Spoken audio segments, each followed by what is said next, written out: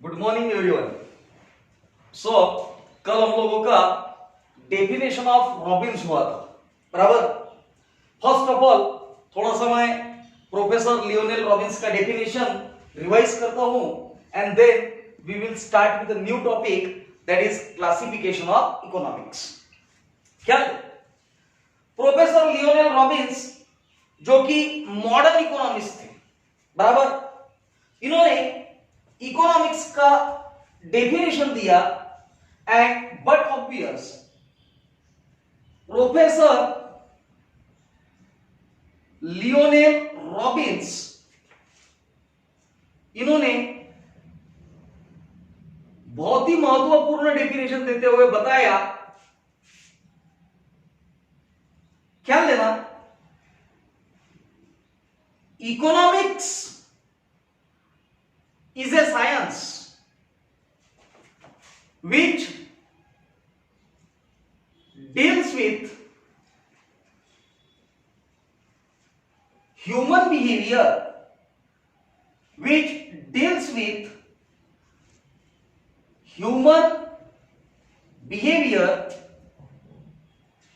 as a relationship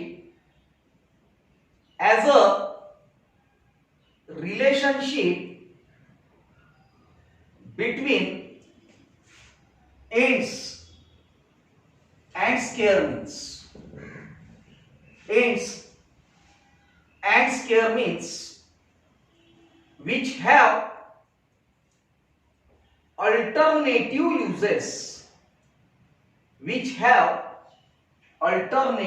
uses, क्या लो बेटा, proper तरीके से समझो। But obvious we have gone through a definition of economics given by Professor Lionel Robbins. Definition बड़ा simple था, economics is a science which deals with the human behavior as a relationship between ends and scare means which have alternative uses. But obvious, अब professor Lionel Robins के बारे में मैंने आप लोगों को जो भी थोड़ा बहुत जानकारी लिखवा के दिया था, जो कुछ भी जानकारी बताया था, उसमें बट ऑब्वियस महत्वपूर्ण पार्ट ये था, प्रोफेसर लियोनेल रॉबिन्स ये 19th सेंचुरी में आए थे। अरे प्रोफेसर लियोनेल रॉबिन्स कौन से सेंचुरी में आए थे? 19th century. Professor Lionel Robins, इनका जो कंसेप्ट था, that concept was all about scarcity. अरे कौन सा कंसेप्ट था? Concept of scarcity. Professor Lionel Robins इन्होंने बट ऑब्वियस एक बुक लिखा था, उनका जो बुक था that was into the essay form. उस बुक का टाइटल था an essay on nature and significance of economic science. But obvious an essay on nature and significance of economic science, ये बुक उन्होंने 1932 में दिया था। कब दिया था? 1932 में, बराबर। अब कहीं ना कहीं इस डेफिनेशन के बेसिस पे हम लोग कह सकते हैं कि professor Lionel Robins is one of the modern economist. कौन से इकोनॉमिस्ट है? Modern economist. आज के डेट की अगर आप बात करोगे तो बट ऑब्वियस हमारी अर्थव्यवस्था में जो कोई भी कंसेप्ट्स हम लोग इस्तेमाल कर रहे हैं, बराबर, whatever the concepts we are using in economics right now, that are the concepts given by Professor Lionel Robbins.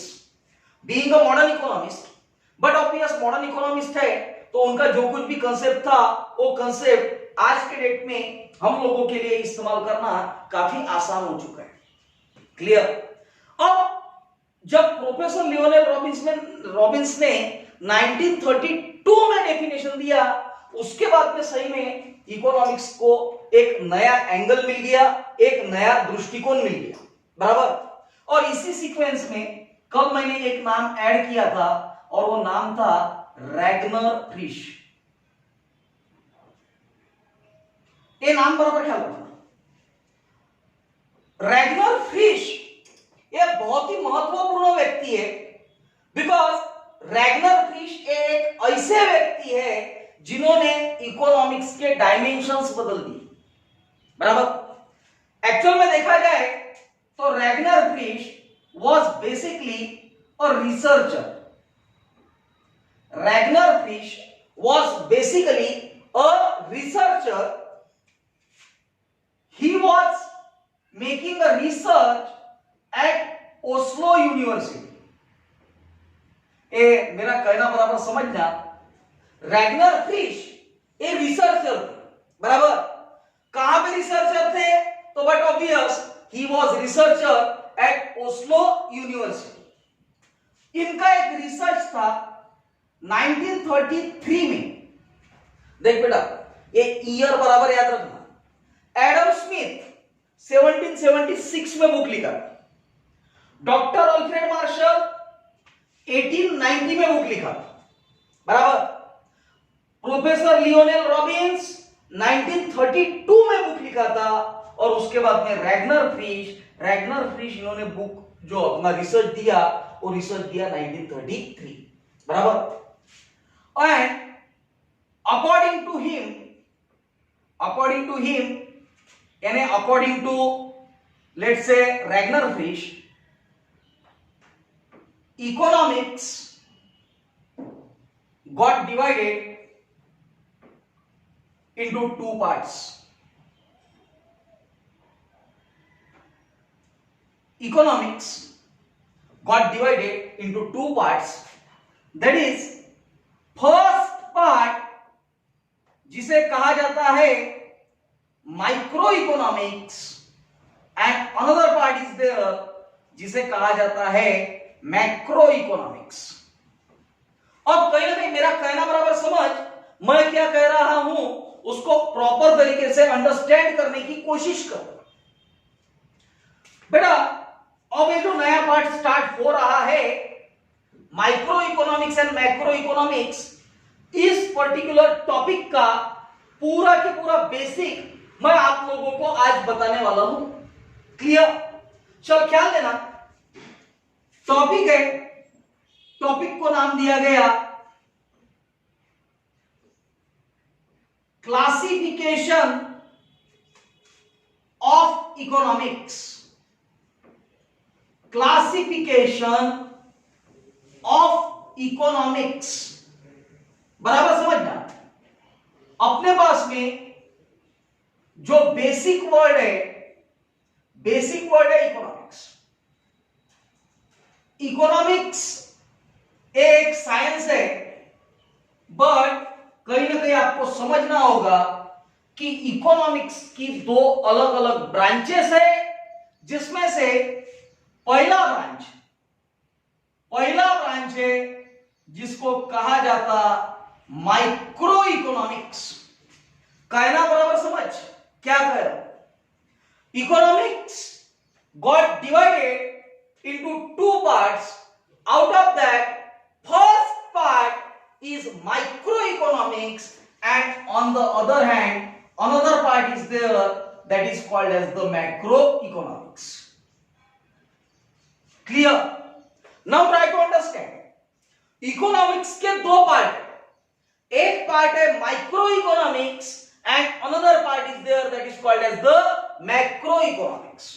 अब मेरा कहना बराबर समझना, वर्ड माइक्रो रहने दो या मैक्रो रहने दो, ये दोनों भी वर्ड ओरिजिनली ग्रीक लैंग्वेज में माइक्रो के लिए वर्ड था micro.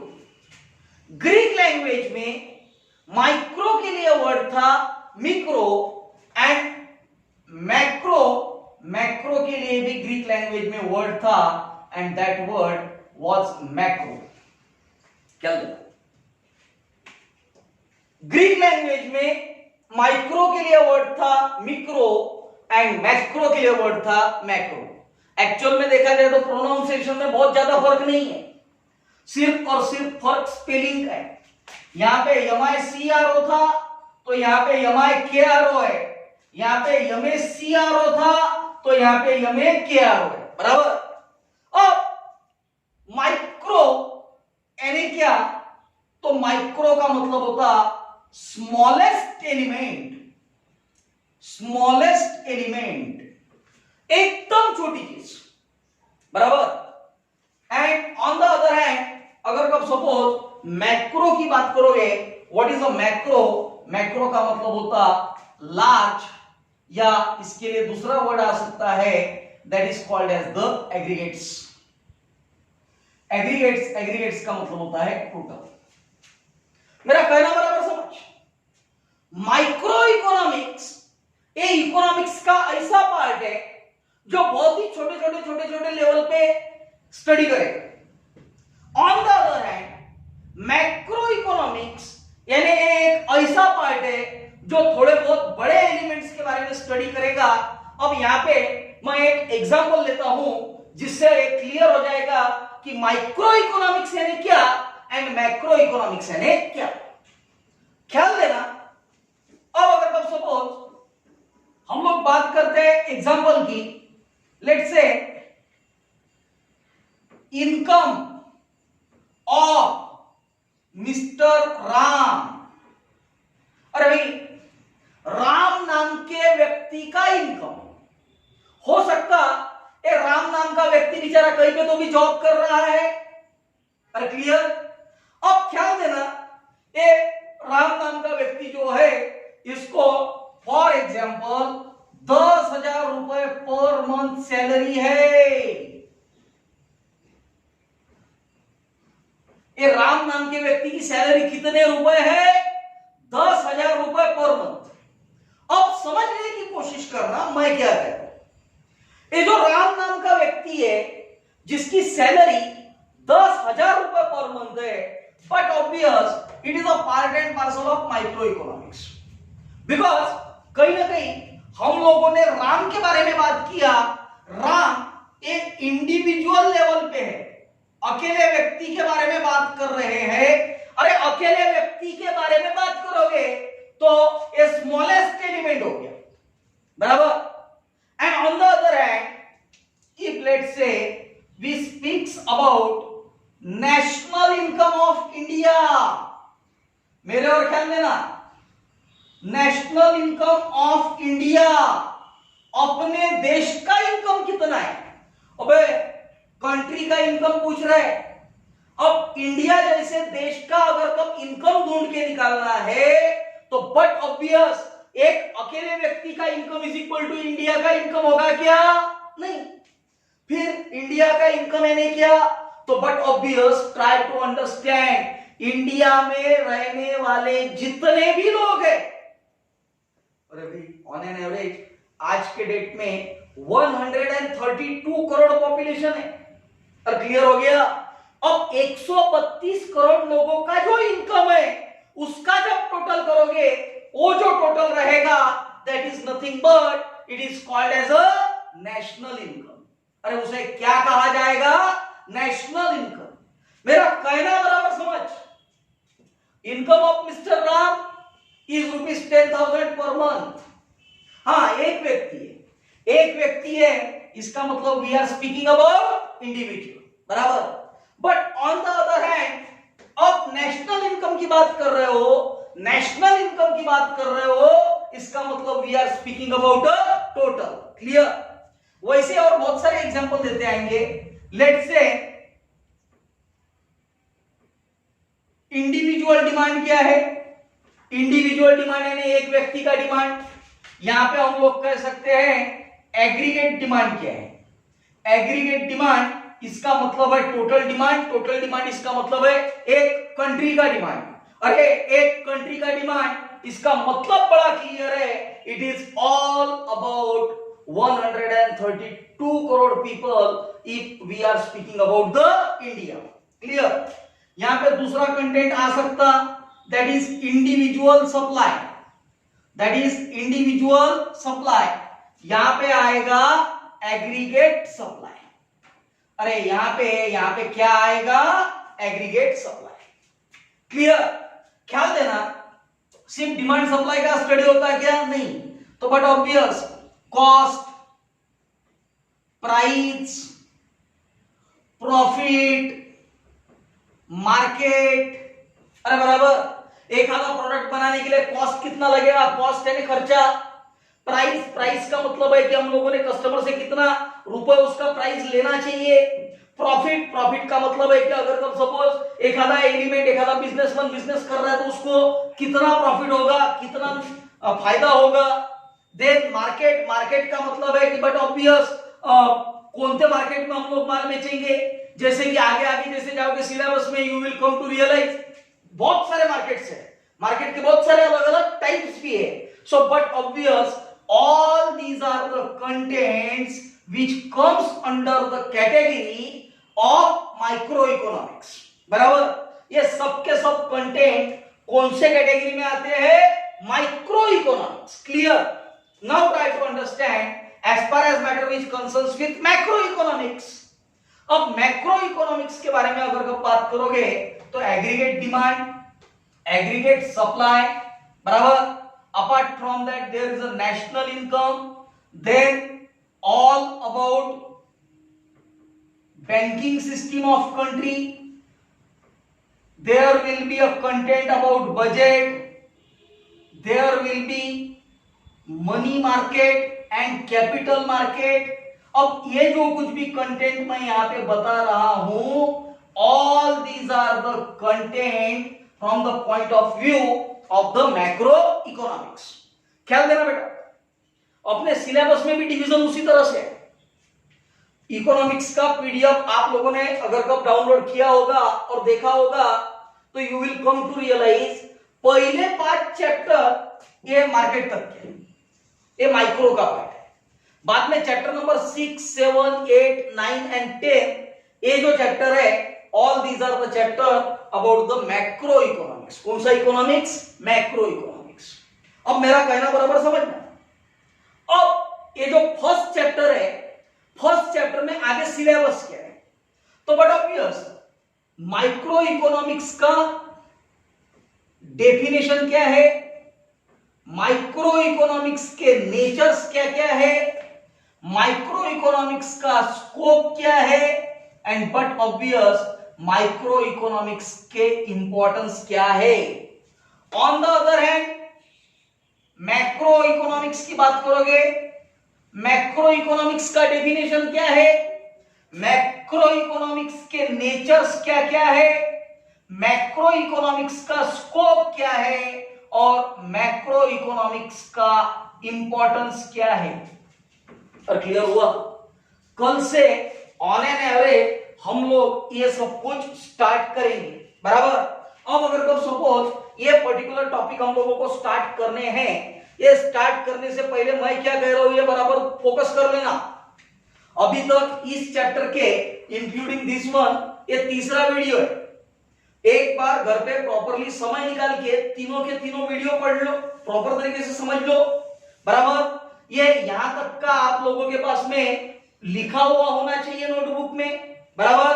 Then from tomorrow we will start with definition and nature of micro economics. और क्लियर हुआ?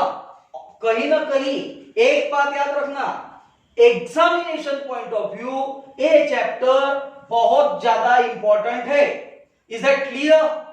सो this is what all about the classification of economics. Done?